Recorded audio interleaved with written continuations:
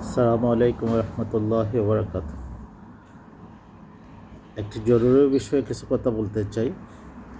মাননীয় প্রধানমন্ত্রী তারেক রহমান ভারত সম্ভাব্য সফর বাতিল করেছেন। এই নিয়ে দক্ষিণ পূর্ব এশিয়ার সকল গণমাধ্যমে শিরোনাম হয়েছে।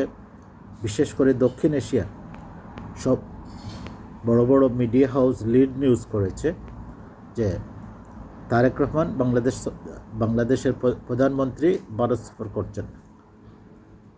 তিনি এই সফরের ক্ষেত্রে কিছু শর্ত আরোপ করেছেন। তিনি এই দাবির অগ্রগতি দেখতে চাচ্ছেন। বিষয়টি হচ্ছে, ভারত প্রমিস অফ এগ্রিমেন্ট করেও শেখ হাসিনার মুখ বন্ধ করে।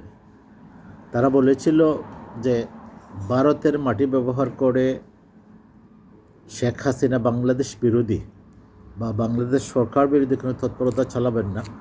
কিন্তু আমরা দেখলাম গত 5ই আগস্ট শেখ হাসিনা সংবাদ সম্মেলনে অডিও কলে বক্তব্য দিয়েছেন, সাংবাদিকদের প্রশ্ন উত্তর পর্বে অংশগ্রহণ করেছেন, যা বাংলাদেশ বিষয়টা ডিপলি কনসার্ন করেছে।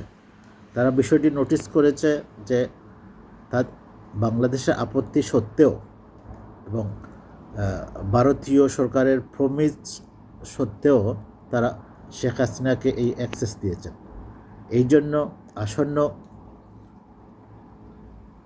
ভারত সফর প্রধানমন্ত্রী এটাকে কনফার্ম করেননি। আবার তাকে বিমস্টেকের বর্তমান চেয়ারম্যান হিসাবেও আমন্ত্রণ জানানো হয়েছিল তাদের এই একটি প্রোগ্রামে, এটাতেও তিনি যাচ্ছেন। আসলে আপনারা জানেন তারেক রহমান শহীদ রাষ্ট্রপতি জিয়াউর রহমানের ছেলে, দেশনেত্রী বেগম খালেদা জিয়ার ছেলে, এবং তিনি নিজেও সরকার প্রধান। এবং তার দাবি কিন্তু যৌক্তিক, যেহেতু extradition did between India and Bangladesh আছে। তার মানে হচ্ছে বাংলাদেশ ইন্ডিয়ার সাথে যে বন্দি বিনিময় চুক্তি আছে, এটা তো কার্যকর হচ্ছে না। বাংলাদেশ বারবার বলে আসছে শহীদ শরীফ ওসমান হাদির হত্যাকারীদেরকে বাংলাদেশের কাছে তুলে দেওয়ার জন্য, শেখ হাসিনাকে ফিরিয়ে দেওয়ার জন্য। এইসব বিষয়ে ভারত সময়ক্ষেপণ করছে, কালক্ষেপণ করছে, কিন্তু তারা তাদের কথা রাখতেছে না। বাংলাদেশ সরকার কিন্তু এই চুক্তির আওতায় তাদের 7 সিস্টারের অন্যতম বিপ্লবী নেতা অনুপ চেটিয়াকে ভারতের হাতে তুলে দিয়েছিল।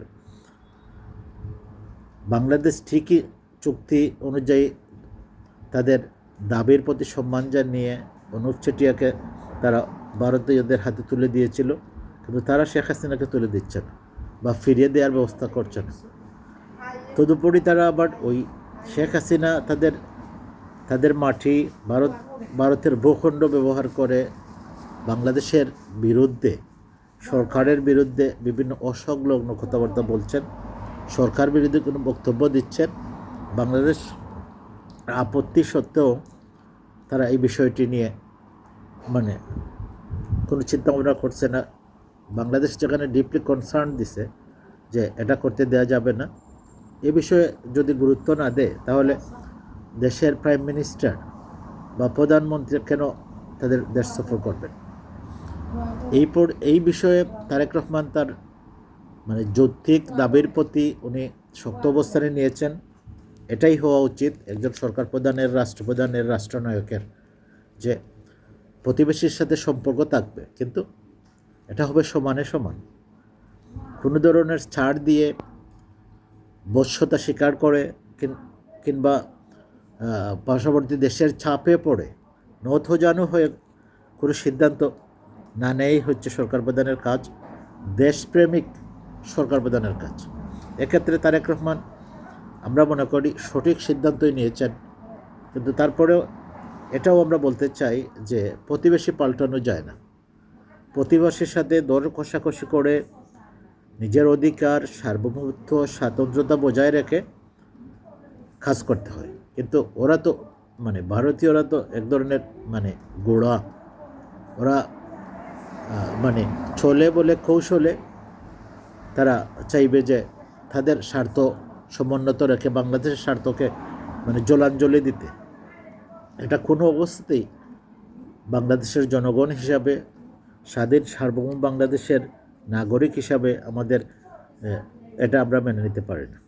তারেক রহমান যদি তার এই দাবির প্রতি শক্ত অবস্থান নেন যে তোমাদের সাথে যে এক্সট্রাডিশন ডিড আছে বা চুক্তি আছে, এটা তাদেরকে অবশ্যই ফলো করতে হবে, বাংলাদেশের দাবির প্রতি সম্মান জানাতে হবে, আমাদের সার্বভৌমত্ব, আমাদের সভরেন্টির প্রতি তাদের সম্মান শ্রদ্ধা জানানো উচিত। তা না হলে প্রতিবেশীর সাথে সম্পর্ক উন্নয়ন সম্ভব নয়। আমাদের যেমন ভারতের দরকার, ভারতেরও আমাদের দরকার। আমরা একে অপরের সহযোগী হব। কিন্তু তারা যদি শুধু তাদেরই লাভ চায়,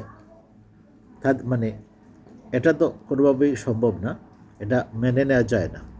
তাই সরকারকে আমরা আন্তরিক ধন্যবাদ জানাই। দেশের স্বার্থ, দেশের সার্বভৌমত্ব, দেশের সভরেন্টি, আমাদের জাতিসত্তার আমাদের সমুন্নত রেখে আমরা আমাদের স্বার্থকে অটুট রেখে আমরা তাদের সাথে নেগোসিয়েশন করব সব বিষয়ে। আর আগামীতে আমাদের প্রাইম মিনিস্টার ভারত সফর করবেন না কেন? অবশ্যই করবেন, কিন্তু আমাদের জাতিসত্তা, আমাদের স্বার্থ বিসর্জন দিয়ে নয়।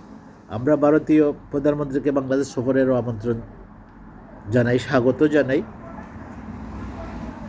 আমাদের পারস্পরিক সম্পর্ক হবে বন্ধুত্বের, সম্মানের। আমরা আমাদের স্বার্থর ক্ষেত্রে আমরা এক বিন্দু ছাড় দেব না। আমাদের বিভিন্ন নদীর পানি বন্টন চুক্তি যেখানে কার্যকর হচ্ছে না, ফলো করা হচ্ছে না, গঙ্গা, তিস্তা এবং আমাদের ওই যে সীমান্ত, তারা প্রতিদিন সীমান্ত উস্কানি দিচ্ছে, কাঁটাতারের বেড়া নির্মাণ করছে এবং পুষিনের চেষ্টা করছে ভারতীয় বাংলাভাষী নাগরিকদের তারা জোর করে বাংলাদেশ পাঠিয়ে দিতে চাচ্ছে। এবং এদের বেশিরভাগ ক্ষেত্রে মুসলিম ধর্মাবলম্বীদের তারা বেছে বেছে বাংলাদেশে পুষিন করার চেষ্টা করছে, যা পৃথিবীর ইতিহাসে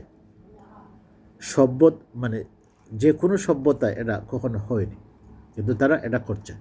তো পরিষ্কার যে বক্তব্যটি হচ্ছে, আমাদের স্বার্থকে সমুন্নত রেখে আমরা তাদের সাথে সম্পর্ক এগিয়ে নিতে চাই। প্রতিবেশীর সাথে প্রতিবেশী সুলভ আচরণ, সৌহার্দ্যপূর্ণ সম্পর্ক আমরা বজায় রাখতে চাই। এই জন্য ভারতকে তাদের এই এগুয়েমি থেকে বেরিয়ে আসতে হবে এবং প্রতিবেশীর প্রতি সম্মান জানাতে হবে। এটাই হচ্ছে আজকের এই সংক্ষিপ্ত লাইভের বক্তব্য। আসসালামু আলাইকুম। সবাই ভালো থাকবেন, সুস্থ থাকবেন। সবার জন্য শুভকামনা।